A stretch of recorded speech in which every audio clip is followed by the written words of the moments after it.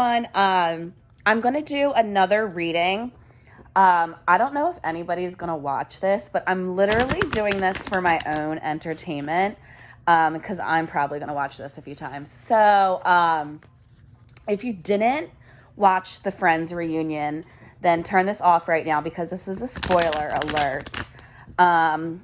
So in it, they said David Schwimmer and Jennifer Aniston were crushing on each other all during Friends.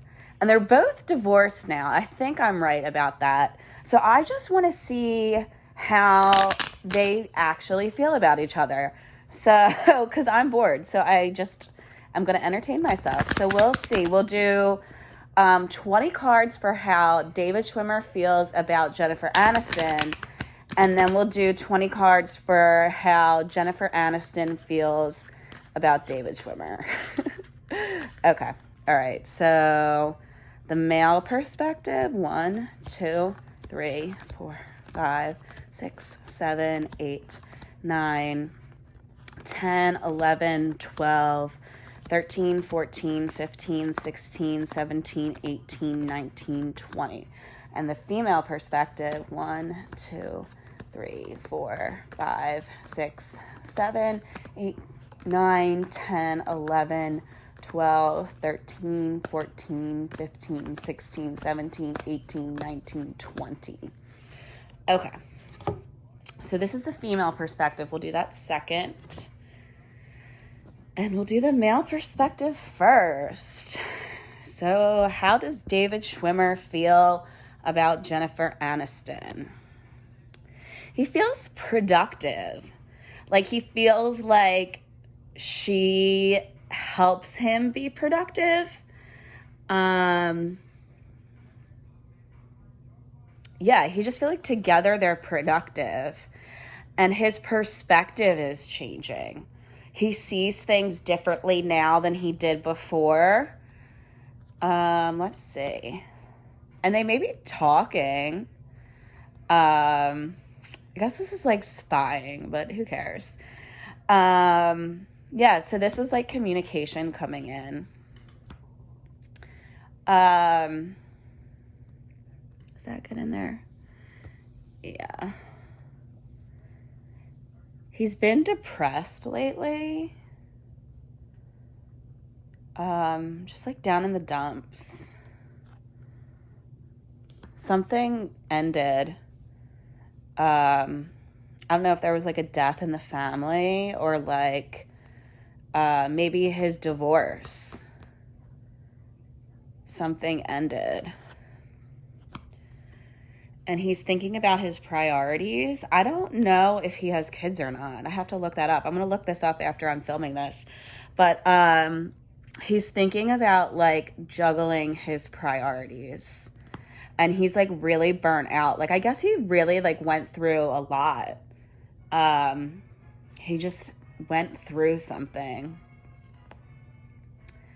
And he's like releasing that burden that he had on him.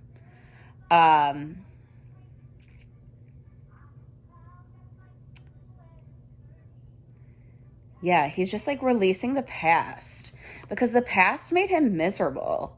Like, and he's coming out of that misery now. He's probably coming out of this reverse sun card. Don't mind that phone. Yeah, so he's coming out of this hard time and he wants to go back to when he was productive. Because he just like, he was financially better. He was emotionally better. It was all just like in a better place. He's kind of like impatient. This is like when it's upright, it's about patience. When it's inright, it's about impatience. So I think now that he's like in this good time, he wants everything to move forward quicker.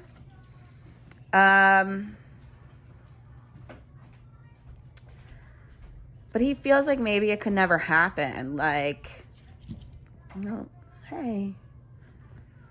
Like, in this card, it's kind of like hopeless.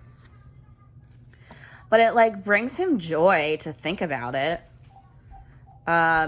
He definitely thinks about it, but he has a hard time seeing the future. Like, it's just like he went through this hard time, and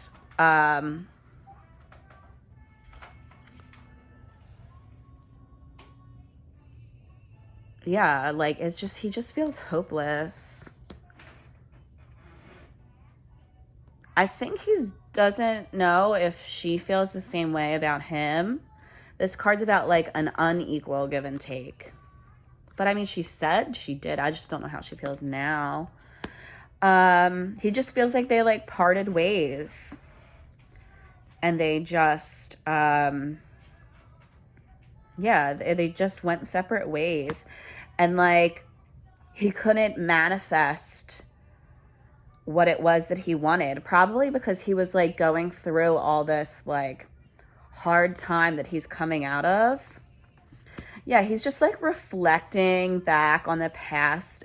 He's like reflecting back on his life, which a lot of people are doing because everyone has all this time because of coronavirus.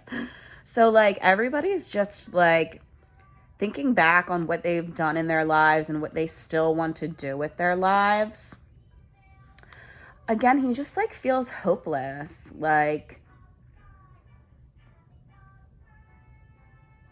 I don't know, maybe he just doesn't, maybe it's just like the past now. But he's like paranoid about what other people are thinking. So I'll do a second video for her perspective. I'm going to watch this and look up the stuff that I put in there and see if any of it's right. So thank you.